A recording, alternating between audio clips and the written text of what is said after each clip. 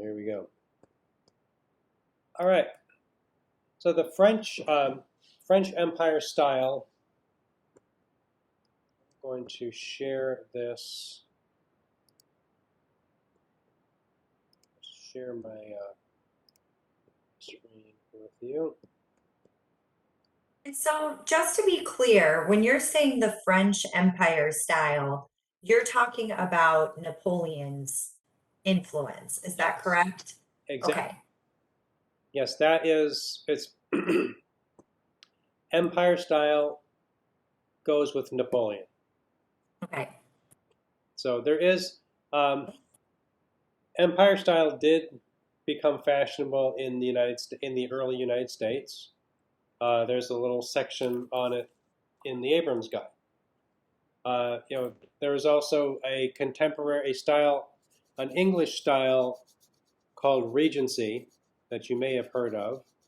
That is another, like it's a late neoclassical style that has variations, kind of like Empire style. Um, it's called Regency because it's during the Regency period of George the Fourth of England, which which king is not necessarily important, but a regency period is when there is an heir to the throne that's too young to take over, and so a regent is appointed to govern. Well, because the you might be the heir to the throne of England, and you might be 10 when the king dies, and you're next in line, and they're not going to just say like, oh well, you're too young. Well, somebody else gets to be king. You have a regent appointed that rules until you're old enough to take over. So this happened in the regents. There's like the regency is just that's what was going on politically. So that's all. That's really all that means.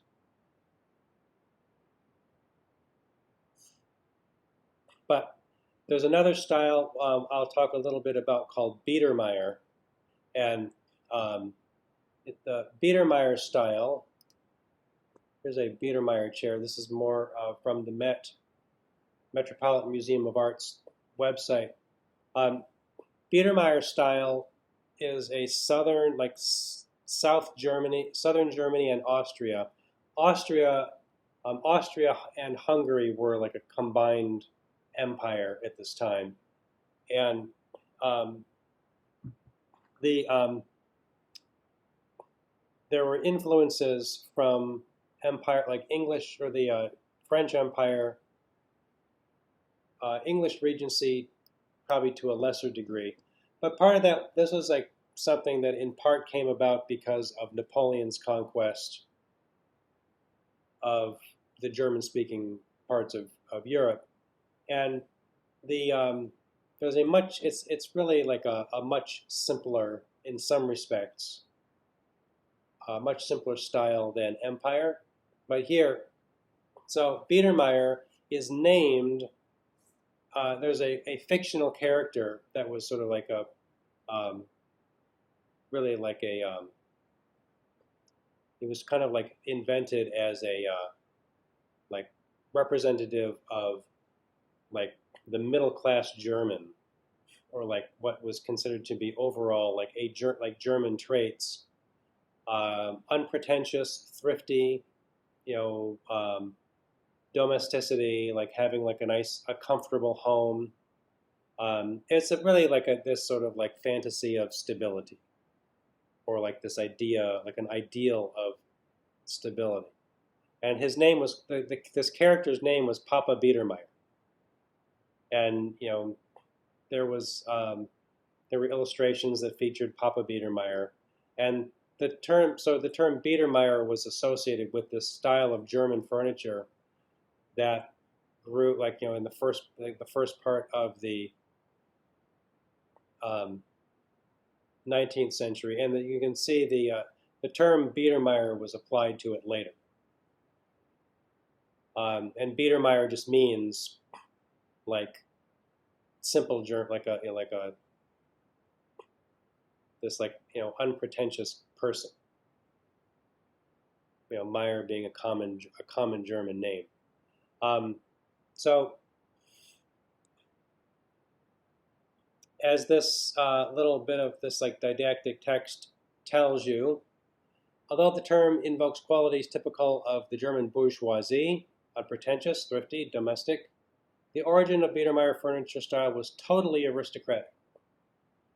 Um, so this is something that I've heard, like, when I first was introduced to Biedermeier, somebody, told me that it's like kind of like furniture for the middle class, but not really.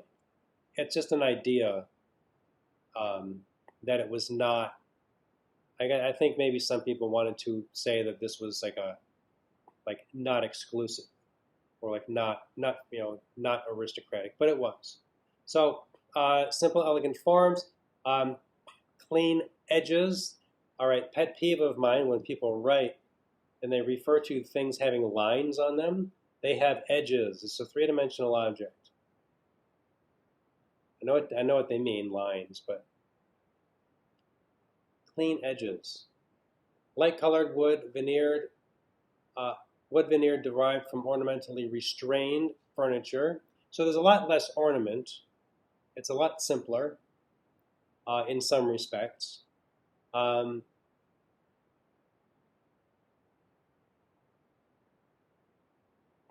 mm, but it was still made by some of the best furniture makers. It just you don't see. I mean, where's the gold? I don't see any gold. Um, so the woods were like local to southern Germany, like southern German speak like southern like German speaking parts of Europe. Um, okay, so there are also watercolors that document Biedermeier interiors. So Biedermeier interiors were like there were wall coverings, furnishings, carpeting. Biedermeier interiors were, I think, really some of the first, if not the first, some of the first integrated domestic interiors that were, and in some cases, I think they are for like maybe upper middle class. It's not exclusive to aristocracy.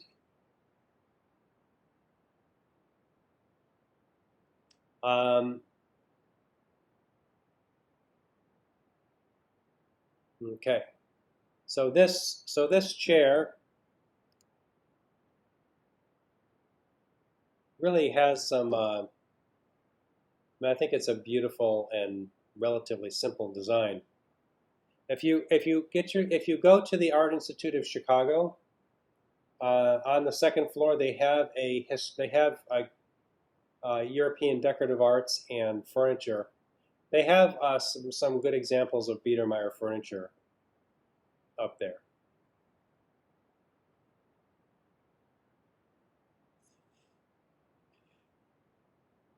So it really is. I mean, I can understand why someone would think that this is not aristocratic, that this is more for middle class, because it's largely free of ornament. And you can have the middle class is starting to grow in the late 18th, early 19th century. So there are people that have that are sort of like in between lower class people who live either in poverty or near poverty, and then the wealthy aristocrats. There's more in the middle, and there's a range. There are people who are just barely into what you could call middle class. There are people who are have done very well, but still are called middle class. So there from the back. So it's really like kind of like nice, um, like a single piece of wood. Some of this you start to get like I'm not exactly sure. I mean, if that's cut from like a really thick piece of wood, I mean that's the wood was really like a large scale like raw lumber was more available in those days than it is now. I think now it'd be really hard to do something like that out of a single piece of wood, because it would be hard to find a piece that's that wide and that thick anymore. We've taken all the big trees down.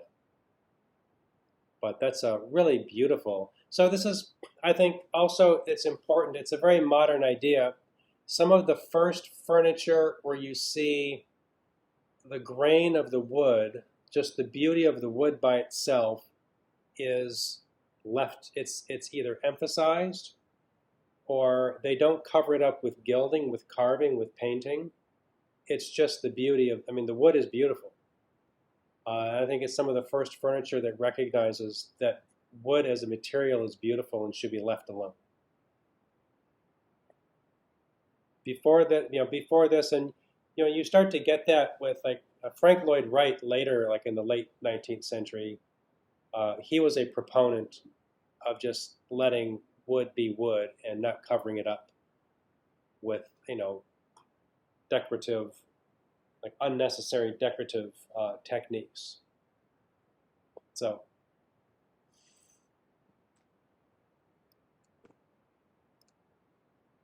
all right, back to that. Do it. Where did you go? There it was. There was my chair. But so here you also have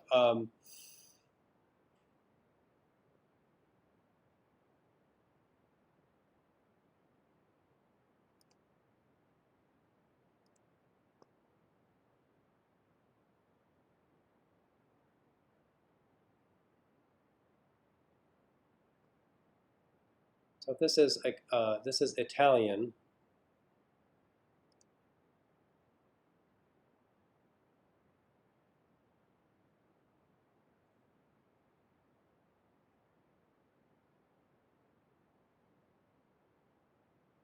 So it really, this is other, like there is more furniture that was influenced by Empire style.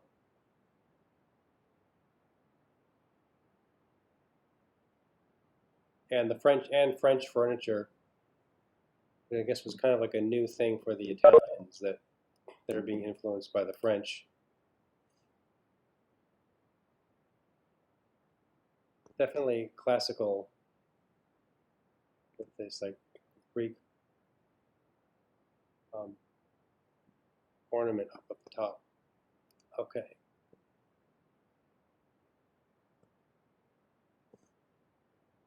Okay. I wanted to show you a little bit more of Empire style from the Met. This is Egyptian. I mean, this is like you have like this this funeral mask.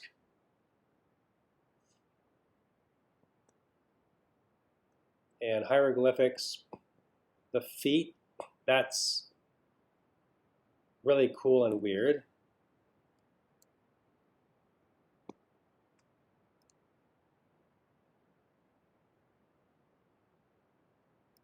I think is pretty special.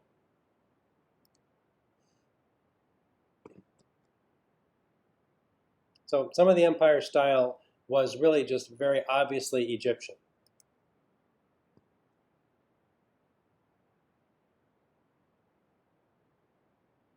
Well, that's very early. That's actually, no, that's not, I'm sorry, that is it's in this section of Empire style, but that's not. That's Italian before Empire style. Sorry about that.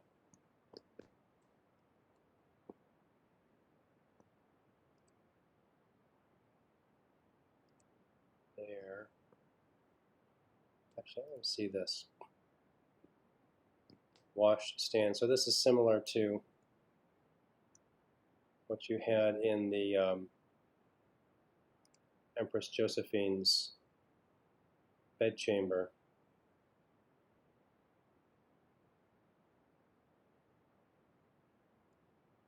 So here,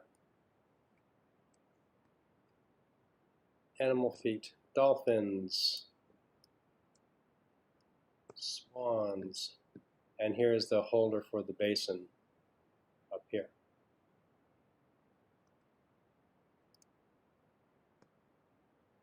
Okay. So the Biedermeier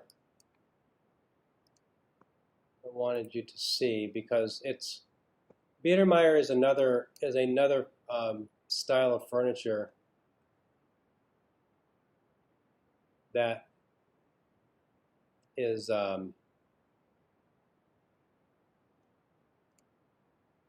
yeah. So here's one that is really kind of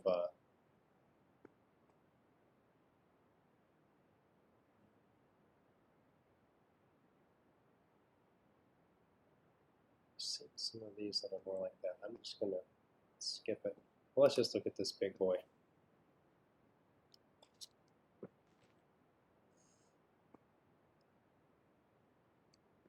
So this has some examples that are Italian, but there's Biedermeier sofas that look like this without all of this Roman and Greek ornament on it.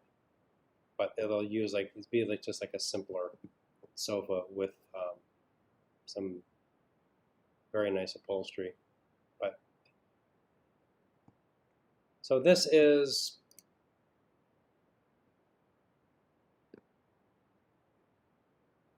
Italian influenced by the Empire style, so influenced by Napoleon.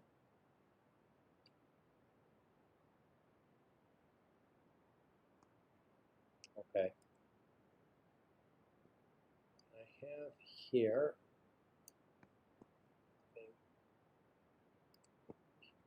See this guy.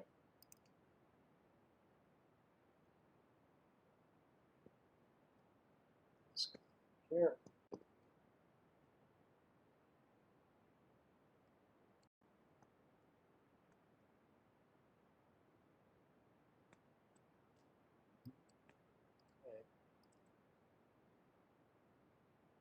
Take time. There we go.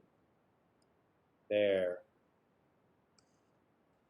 This is a painting from the 19th century of a Biedermeier interior.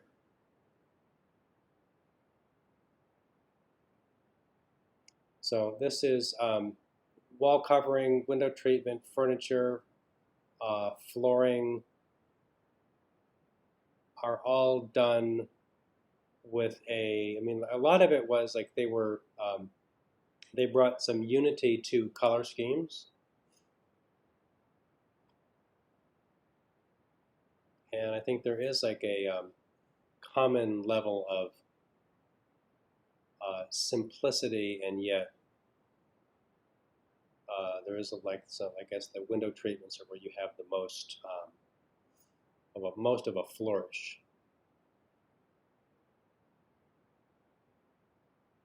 So this is really, I think Biedermeier is kind of like an early.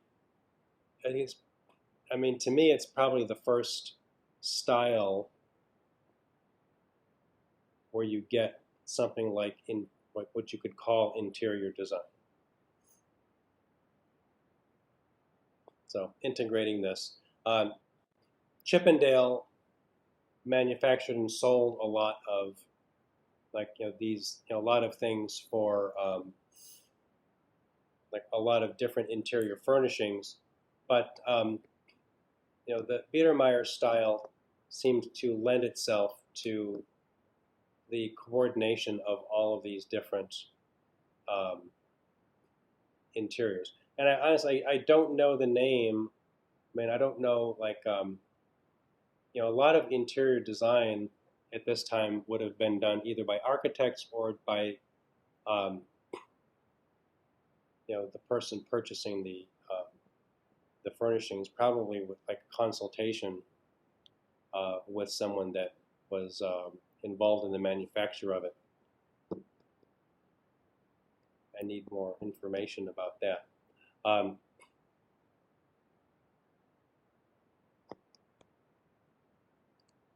Okay, I want to stop sharing.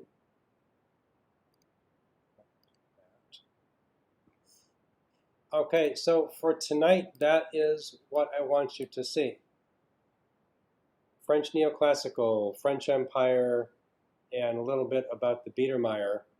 Um, we're going to get more into the 19th century next time, and we're going to start to, it'll be more like, so the 19th century, we will have a lot of revival styles, Gothic revival. There will be more like the neoclassical stuff will like fade out and come back and fade out and come back. Especially like the mid to later 19th century, there's Rococo revival, Greek revival, um, Gothic revival, Louis the 16th. Just about anything that had happened before. There's Renaissance revival. Anything that happened before could come back. And sometimes what people start doing is design different rooms with different themes. You might have the like Greek as a design concept for the gentleman's study, and Rococo revival for the parlor, where the lady of the house entertains guests. Um, the French was considered to be more feminine. This is partly English deciding this, and the Greek more masculine and tough. Like Greek and Roman, that's for the guys. Oh wait, video's off. So the Greek and the Roman is often like for the men, and they try to like separate the like male and female parts of the home. That is, as far as I'm concerned, that's very outdated at this point. Um, but that is what they were. That is what people were doing. Um, the 19th century, you start to get, as I mentioned, electricity, rail transportation, the beginnings of of communication, like telegraph, which has come later. Um, Steam power, steamships, um, steam power for factories, the Industrial Revolution. The Industrial Revolution starts really gets going around the beginning of the 19th century. Really gets, I think, very beginnings of it are in the 18th century. So that starts to change furniture.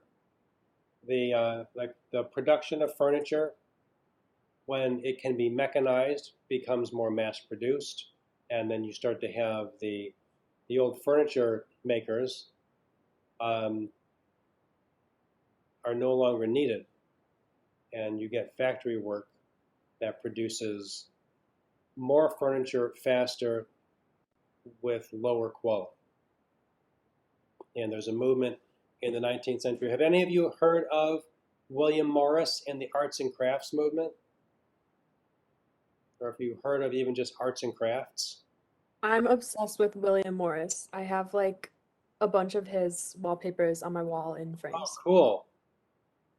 Excellent. Well, I have a short video of his wallpaper being made at the Victoria and Albert Museum, or for the V&A, because they still have sets of the woodcut blocks that were used to make his wallpaper. So if they wanted to, they can still make William Morris wallpaper from the original blocks. And yeah, so what do you know about, what can you tell us about William Morris? William Morris is, from my perspective, like the epitome of like the 19th century English design. He made just I don't know, probably over 500 wallpapers. And he was really into I think he did other things like furniture making and like lots of different textile making, Yep. but he was like a huge pioneer in just patterns in general. He designed some beautiful wall coverings. And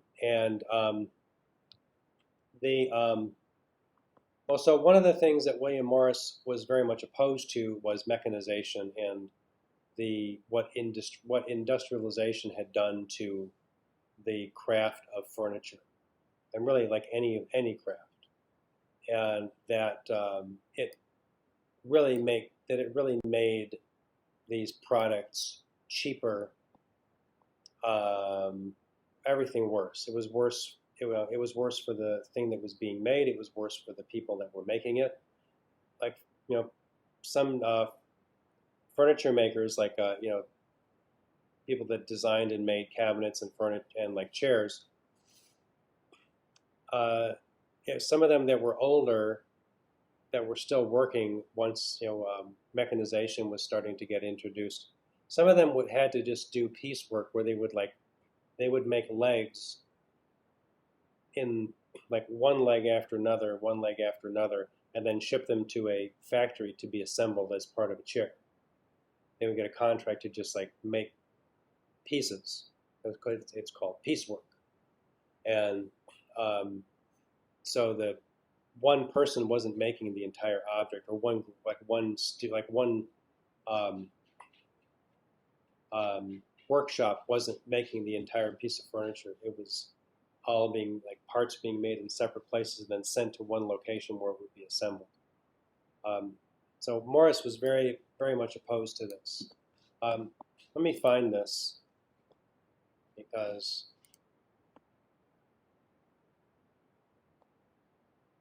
it is.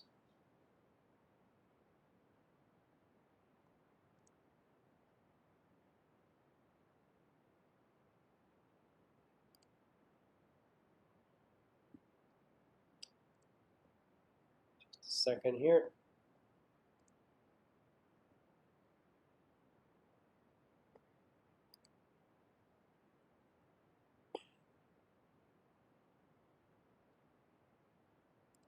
Okay, we'll end on this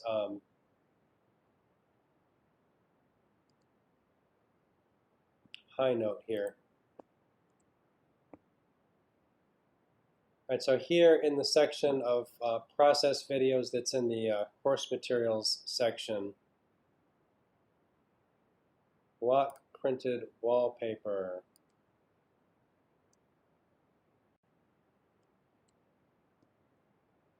So it is a link to the Victoria and Albert Museum.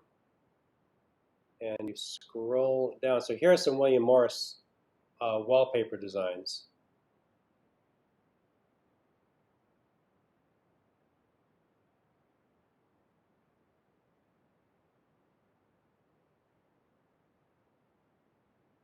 Beautiful. And down at the bottom, so each of these colors is printed as a separate layer. And where are you? Oh, these are so nice. Yeah, right here. Down at the bottom,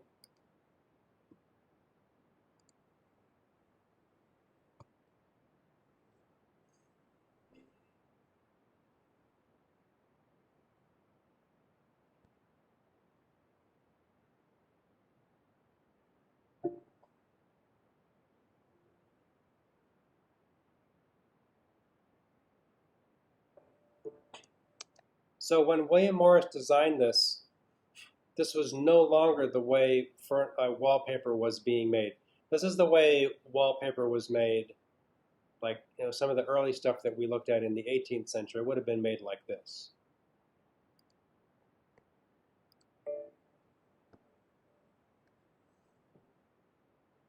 So the cuts are nailed to larger blocks.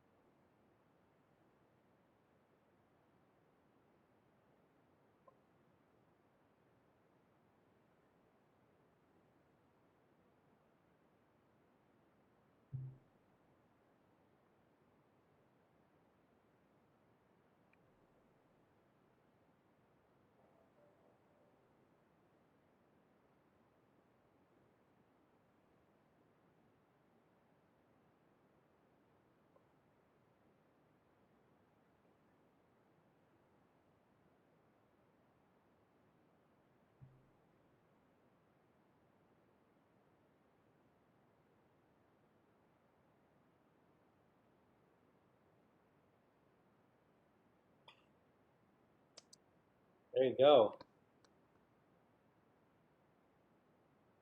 So now you know how that wallpaper you have was made. Yeah, that's awesome. Mhm. That's a lot of work. I wonder how long that all takes. It must be like, I don't know how long it would take to dry, so I guess that would matter a lot. Yeah, it takes weeks. It looks very stressful. Yeah. Like, what if you mess up and you don't align the pin properly and now you just messed up like 15 weeks of work? Yeah, well, that's as a professor, I my MFA is in printmaking, and so I know I I've not done like commercial stuff like that, but I've done multiple color etchings, woodcuts, lithographs, where you have to have a registration system. And the first color, you're printing every color in a layer, and you let it dry in between. And as a professor once said to me, "Don't screw it up." That's how Don't you do screw it. it up. You just Can don't. you still buy it today? I Do they don't. still make it today? Yeah, they You know, do. I would imagine that I believe that the blocks are owned by the Victoria and Albert Museum. I'm not sure who. I mean, I'm not sure who owns the blocks actually. Um, but if they're, I mean, the blocks are still good. They could still print it. I mean, you can imagine somebody like freshly printed William Morris wallpaper would probably cost you a whole lot of money. Like done, Really beautiful. yeah.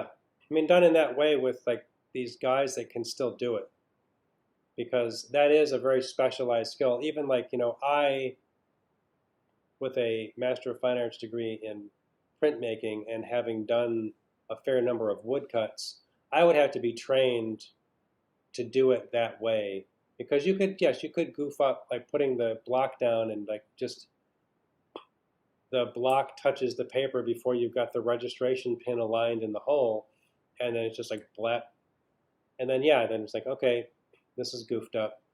Um, they print it on very long sheets, so they might just like, if you goof up one impression, they could cut that section out. But like, also need like sheets that are long enough to go floor to ceiling. Yeah, So but what if you goofed up the impression that was like like number 30? That would be awful. Could you imagine? yes, it would be awful. And those kinds of things do happen, where like, something at the very like, very end of design work, there's a mistake, and and it just like spoils a lot of work by a lot of people. Um, that because it's all being printed on one sheet, you need these long sheets. I mean, like, if you need like rolls of 10 rolls of 10 yards, rolls of 50 yards of this stuff, then you might just have to say like, okay, we have some remnants that are discounted, but that's the kind of thing where you like, when you have those, the skill involved takes years to develop, in doing that kind of printing, which is really archaic. People still do work by hand these days, and um, if you wanted something very, like some very beautifully carved custom piece of furniture, there are people that can do it. It's cost you money because there are fewer and fewer people that know how to do that level of carving. Um, but yeah, there's specialized skills that are, once you learn them, you rarely like, they don't make very many mistakes. They make mistakes, but they probably don't make that many because they know how to do it very, very well. And you develop a sensitivity to it where, I mean, I remember just like learning how to print, like learning how to print something like an etching that is very, there's a very specific process. And at first I found it to be very difficult, and I couldn't control it, and my results were very inconsistent. Now when I print an etching, it's if I don't get a good impression, there's something wrong with the plate. It's not because of me. I I'm so familiar with it that I'm very sensitive to the way it feels, the way it looks, and the pressure on the press, the ink that I'm using, everything. I know that stuff so well that you know um, it would I would have to have something very challenging, like something that is a very difficult thing to print to challenge me. Do you have a sample of something you could show us that you've done? Oh, of course I do. Here, Well, let me find we're something. talking about it. I mean, I'm interested. I don't know if anybody Sure. else is. Oh well, no. Let me see. Pull up something good. Uh, My mom has her MFA in costume design. oh yeah. And so I think any kind of design, theatrical, anything, it's just been ingrained. And so I'm interested in all different kinds of anything that has to do with art and Yeah. design of any kind. All right. And Well, the let's. work that it takes, and you should appreciate it all. Yeah. Um, I think that it's. There's a. I guess it's. I remember. You know, well, we always have these conversations. Always get into conversations about artwork and um, why do it, and I think it's when I was growing up, my stepfather, he was the president of a small medical supply company in Detroit, and um, at first he didn't really get why I wanted to be an artist because to him it's not something practical, and he you know like when I was like growing even like going back to I mean it actually goes back to when I was like 12. Um, I would work in the warehouse, and I thought warehouse work was kind of fun because it wasn't really that challenging to me. Um, it was just kind of fun, and he even started to pay me after a little while. But he had this idea like, well, maybe you'd like to like step up and be one of my salesmen. And it's like, I don't want to do that. That sounds awful. I wouldn't even care. Like if they say like, hey, you want to buy the medical supplies? Like, no. Like, okay, see ya. It's like there are certain things I just didn't want to do, and business was one of them. But art interested me, and like we all have different interests, and if everybody pursued the same things, then it would be a pretty dull place. Yeah, pretty boring. We also wouldn't have much of an economy if everyone were a lawyer. That's true. Um, We so just argue with each other all the time. yeah, I mean like yeah, it's like so I mean we need things to be designed. We need things to be made. We need beautiful things to be made that can't be that just you can't just go out and buy them. Okay, I think I'm ready here. Where is the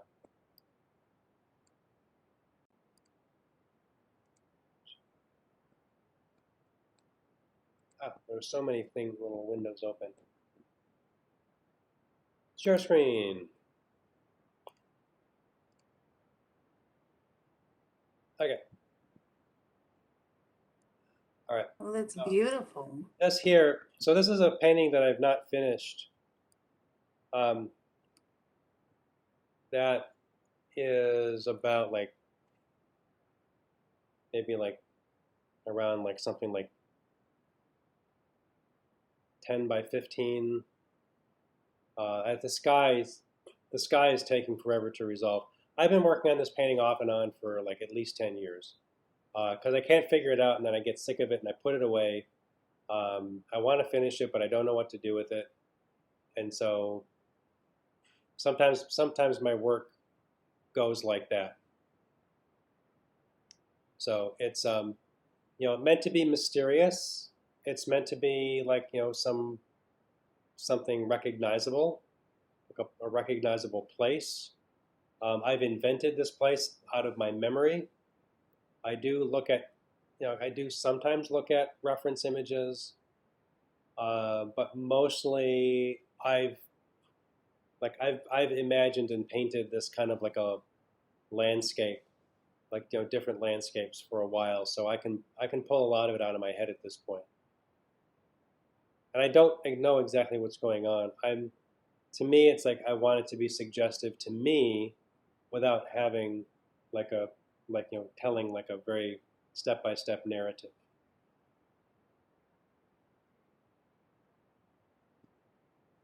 All right. So in printmaking, there is so here, this is a drawing. I've not finished this print. This is like unresolved. This is a drawing. This is just like pencil with some marker. Um, I have always liked comic style, like cartoony stuff too.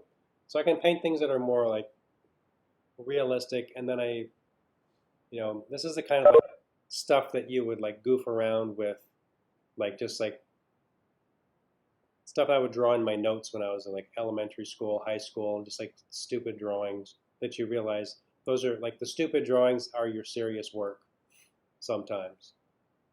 And so this is called Hulk for reasons of my own. And this is an etching that's not finished based on the drawing.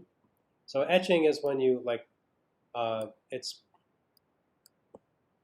etched into a copper plate. So it's like a relatively thin, like a copper sheet, thick enough that it doesn't bend, and the image is etched into it using a corrosive solution, in this case ferric chloride. So the drawing is you can tell the pencil drawing on the right and the etching on the left. The etching is printed in black ink, and so there's higher contrast. But I still have work to do to resolve some of the like nuances that I want that were originally in the drawing. But you also just like with certain things in the etching, you leave them alone because you can't making an like trying to force an etching to look like a pencil drawing is kind of disrespectful to the etching, and that an etching looks like an etching and not anything else. So, and there's a whole process that it would not make sense if I tried to describe how you make an etching, because you got to see it. So is this like a picture of the plate, or do you use the plate like do you press it?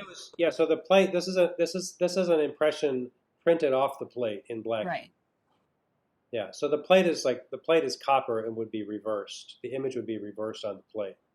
Oh yeah. Okay, so it makes like indentations and then you take the raised side. So it's actually the depressed side.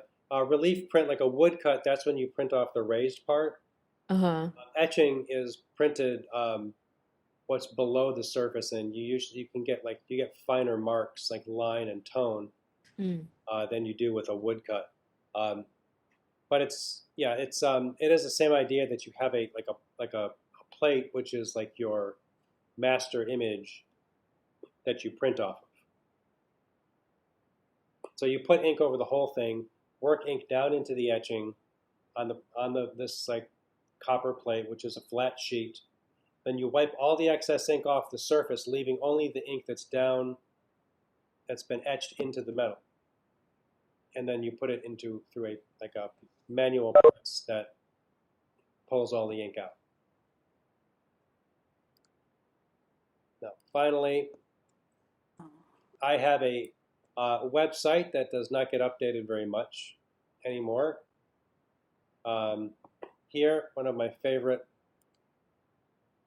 paintings of all time is Elliot, which is um, I stole a lot of the composition from a German painter named Max Ernst,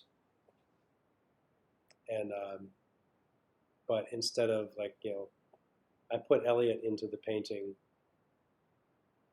He likes sparkle balls.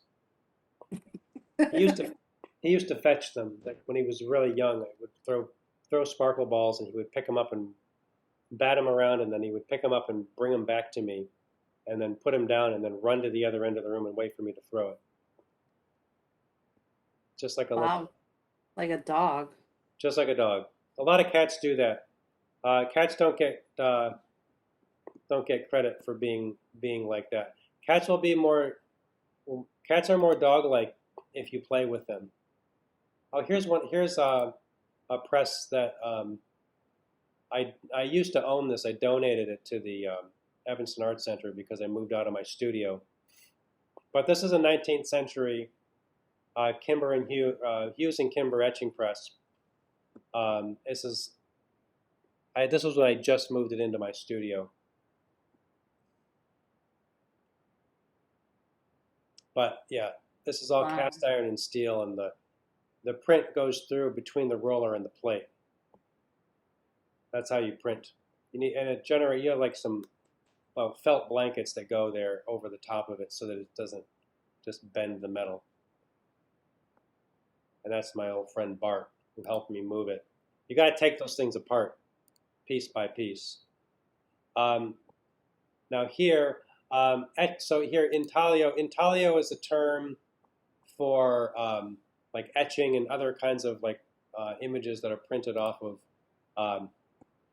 metal plate, like the flat metal plate. This is called Early Renaissance Flood.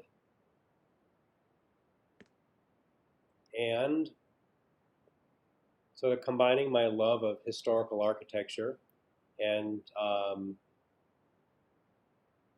strange things happening. I think it might be like an iceberg going into the building, or it's a stone growth coming out of the building. I don't know.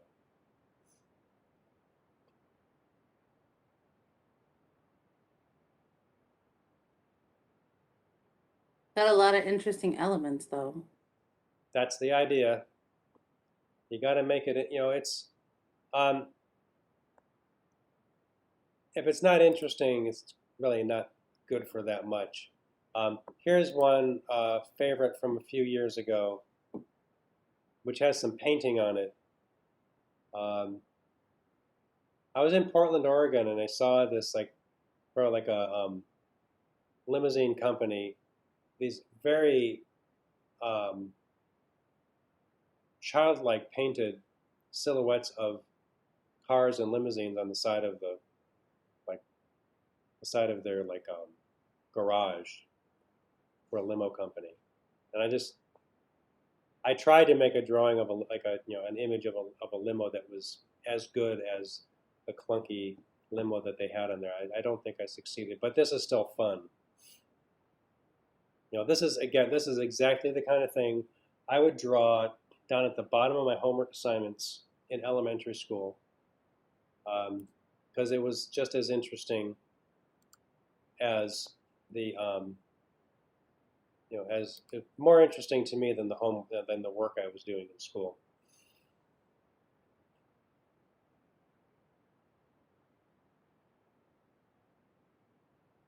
Looks like something after a battle. Yeah. Yeah. So there's a certain amount of invention going on here where ruins. I don't know, this helmet thing. I started drawing it because it was kind of fun, and then I found evidence of that. It's like a similar kind of thing in the paintings of Giorgio de Chirico. It's an Italian. I guess it is kind of metaphysical.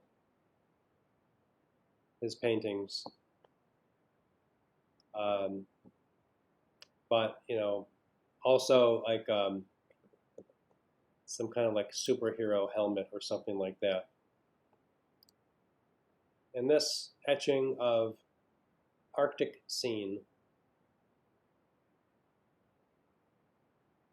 So this is printed from multiple plates. The red and the blue green at the bottom, those are printed from one plate, and then the blue is a separate plate. So that has to be printed in layers. So as you can see from some of my paintings, I can paint much more realistically. I can draw much more realistically than I sometimes do. Sometimes I prefer symbolic, cartoony looking stuff over realism. Paintings, yeah, I won't go through all of these. I kind of like, I have different ideas. Like you see some of these things like the Wig Squad, which is awesome. I think they're a superhero group. They might be. I never quite figured that out. They're heading out over the city, fighting crime or something. Like the group, it's like Hairspray. That's what I think of. That, yeah,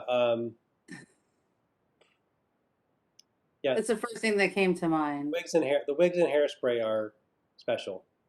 Yeah. Yeah. But I remember my mom had wigs because they were fat. It was fashionable for any woman to wear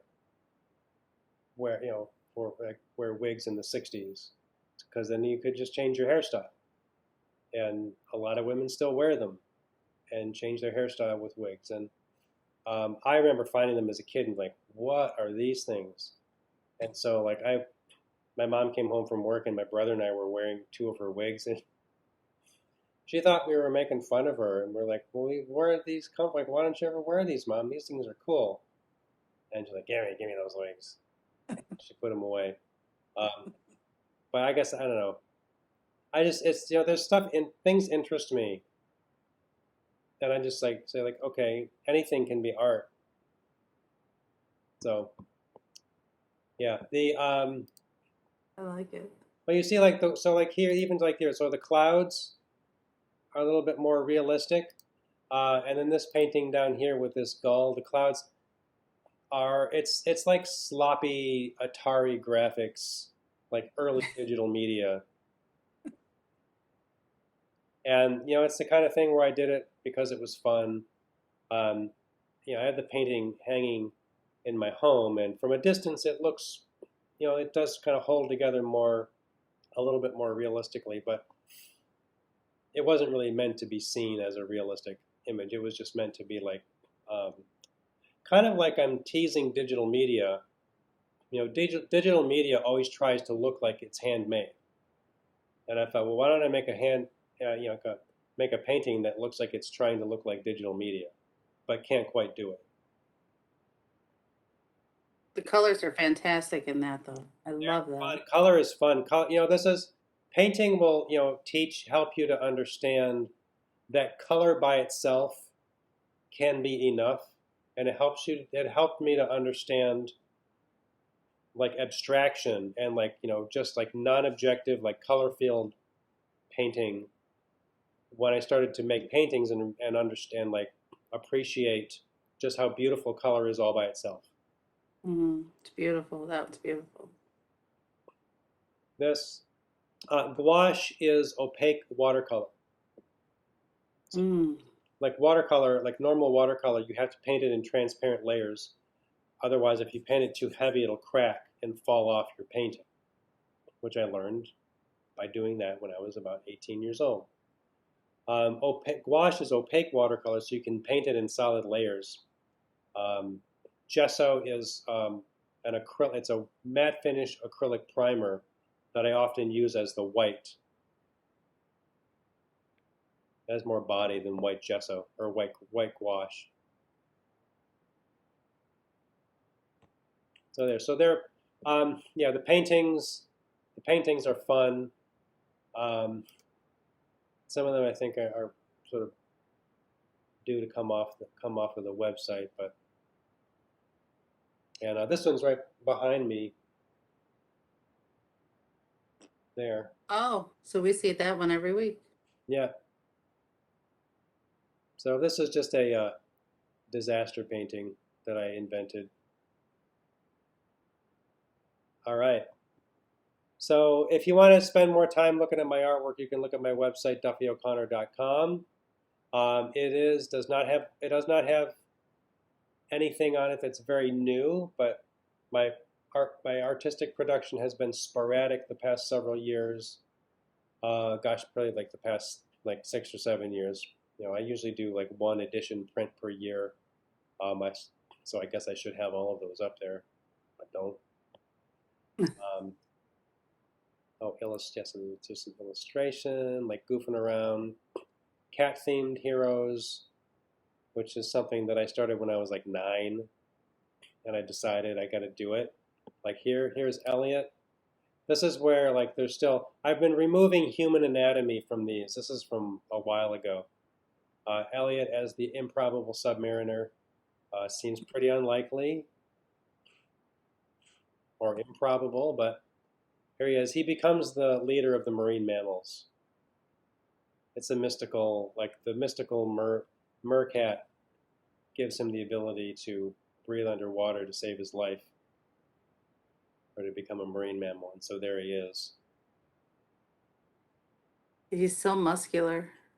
Yeah, he's a tough little cat. He used to live in an alley in Pilsen. Aw. And he used to kill rats for Oh. for food and entertainment.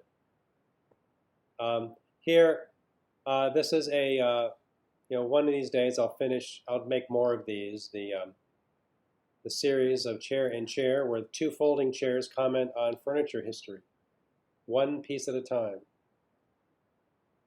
You could make a whole book of those. Oh, there is so much. I have some worked on that are sort of like in development that, I have so many ideas. It's like it's hard to get much done, because there's so many things that interest me. But so here, What a great way to teach young kids, though. That would be amazing. yes, for adults. Well, yeah, adults too, but I mean, if you start it when they're young, Oh yeah, my work's not for children though. well, yeah, like those words you'd have to take out, but And I wouldn't. I learned these words when I was like 4 or 5 years old. I have 9 older siblings, and oh wow. and my parents swore just as much as anybody. So, and then I got scolded for using it. And I'm like, what? I'm the only person that doesn't say that. Now I do. Oh well. So here, so the Barcelona chair. So this chair and chair, the history has to be accurate. It's got to be also summarized so that it fits into just a few pages. So here, Mies van der Rohe created the Barcelona chair with a bolt of energy, as we all know. He had the ability. Originally, it was meant as he conceived of it as a throne for the Barcelona pavilion, like a modern throne. So slats and foldy are the 2 chairs. Okay. Slats is the more of the smart ass, and foldy is the intellectual. Foldy's got the info. Slats is more of a reactionary. He practically loses it when I do the one that I have on the beanbag chair. Is it even a chair? I mean, come on. So there. Right. So here, then he made millions, not so fast. That didn't happen until 1948 when Knoll began to manufacture it. And it was a hit, a big hit. So big that it surprised everyone, even Florence Knoll herself. She once said they almost became a cliche of every new entrance lobby. Almost. You will see them, the Barcelona chair, in lobbies, reception areas. Still, people still buy them because it's a mark of quality. If you don't know anything else, Barcelona chairs are they carry a certain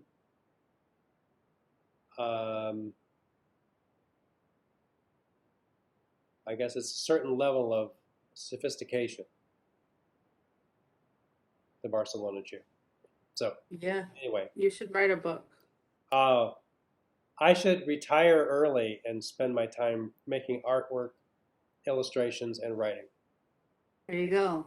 You I try should. to make. I'm trying to make sure that I stay healthy so that I have time when I retire to do a lot of this stuff. Because there, when I die, whenever that day comes, there will be a lot of unfinished work. Well, thank you for sharing it. Yeah. Well, I hope that was interesting to all of you. Yeah, that was very cool. Thanks for sharing. Yeah, I enjoyed Thank it. you. Very talented. Yes, fun stuff.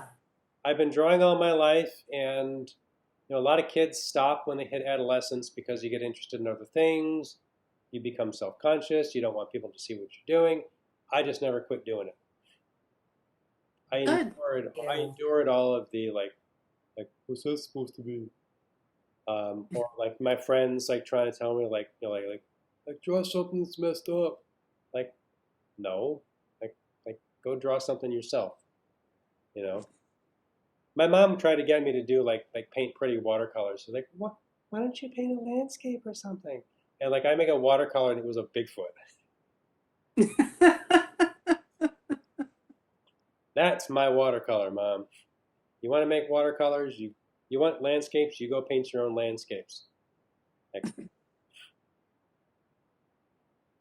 Fair enough. so yeah, but that's that's how it is. But I went to college. I wanted to learn. I thought I might be a comic book artist, but it became clear to me in my teen years that I didn't know how to draw enough things to be able to do comics. Like when you're doing like comic books, graphic novel, you have to, and you're not the writer, you have to draw whatever the writer writes. Right. And if you can't draw it, if you cannot visualize where it's happening, what's happening, then you can't do it. And so I went to college, and when I started studying art, I went to college because I went to the place that was as far from home within Michigan as I could get into, and that was why I went to Grand Valley State. I didn't know it had a good art department. There was no illustration department, like no illustration program, so I wasn't going to go and learn how to be a comic book artist there. And what turned out to work out fine, because I realized, especially at that time, I didn't want to make images. I didn't want to make drawings of what someone else told me to, what somebody else wanted. So I didn't want to do graphic design. I didn't want to do illustration. I wanted to be an artist. And as I got older and started teaching, and I started teaching illustration at Harrington, going back, starting in the year 2000, and like 2002 was when I started teaching the perspective and rendering class, with plan for like projection, perspective, marker rendering for furnishings, interiors. Which if you're taking perspective and rendering next semester, you be there with me. I'll be teaching you all these things, something I've been teaching for 20 years. Lucky you. But once I started teaching that for a few years, I realized like, oh, now I can do comics. Because students would always come to me like, well, how do you draw this? How do you draw a spiral staircase? And I'm like, I don't know. Like, that sounds hard. But that's what I did in my mind. You can't say that to a student. You just gotta you gotta show them that you can do it. And I very quickly would figure out like, okay, this is how you do it. You break it down into something that's like simpler geometry. And drawing, like doing all that, got to where like I could draw like interiors and exteriors kind of summarized for illustration were really a weak point. Elliot, he's here. Look, On the say keyboard. hi. You could have a friend. Here, bun. Oh. So when I did, it was probably like about, I think 15 years ago was the first time I had the realization that I could do comics. So like, what's stopping you? One of my students asked me like, well, why don't you, like, one of my students said, like, looks like you could do it now. I'm like, oh my God, you're right, I could. I was so conditioned to think that I couldn't do it that I just didn't do it. One student said, well, you could have just done covers. I'm like, because there are people that just do covers. Like there's a guy, Alex Ross, who makes like gouache paintings of superhero stuff. He just makes paintings. I mean, like he's a like renowned painter of superhero stuff. I don't know if he's ever. Someone once told me like he doesn't do comics. He just makes paintings. But they're really detailed stuff, and he's had a career. He's from I think he's from Libertyville or someplace in the suburbs here. So anyway, all that to say, I didn't have to quit. I just got into the mindset that I couldn't do it. Yeah. So it happens to all of us. Like Yes, it does. You got a story in your head that was put there by somebody else, and you believe it for a very long time. And then at some point you realize, like, that's bullshit. Yeah. Pardon my language. This is being recorded, so send this to the dean. I think you're okay. I think we're all of age here. Swore. Well, I didn't. Yeah. Well, that was an accident. It's past class time, right? So it's okay. It's after hours. It's after hours. So break out the wine over there. Yeah. Where did she stay? Oh, I think she left. That's okay. Well, anyway, it's interesting to talk about. Get me talking about what my artwork or what I do. It's hard for me to stop. So anyway, see you next time. I will get busy on some grading this coming week. Sorry for that delay, and we'll talk about the 19th century gets really interesting. Okay. Well, thank you for sharing your artwork. You're welcome. Thank you. Thank Thanks so you. much. Have a good night. Have a good night. Bye.